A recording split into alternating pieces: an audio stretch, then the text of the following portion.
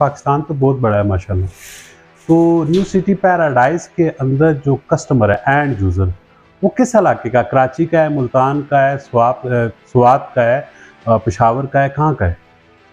जिस जगह पे अभी हम बैठे हैं वाक एंड में तो क्लाइंट हर जगह का है, क्योंकि हमारे पास तोहफे के तौर पे पीएफ बहुत बड़ी फैक्ट्री, उसके बाद मोलिका SAWC एटॉमिक वगैरह, ये बाकी सारी बड़ी बड़ी फैक्ट्रीज हमारे नज़दीक हैं, जिस वजह से ऑल ओवर पाकिस्तान लोग हमारे पास यहाँ पे आके वाक एंड में रहाइश पजीर हैं।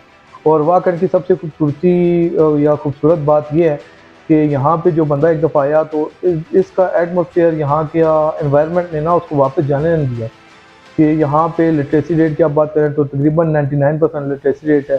तो लोग पसंद करते हैं अपने बच्चों के लिए ऐसा एनवायरनमेंट कि जहाँ पे पढ़े लिखे लोग या एटमोसफेयर अच्छा हो।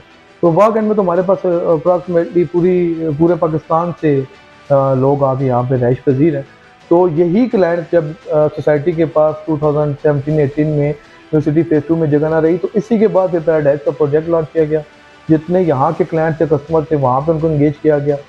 लेकिन अगर आप ओवरऑल बात करें तो 50% client possibly 50% client KP belt का है, क्योंकि वहाँ पे ऐसा कोई इससे पहले प्रोजेक्ट नहीं था, ऐसी कोई सोसाइटी नहीं थी।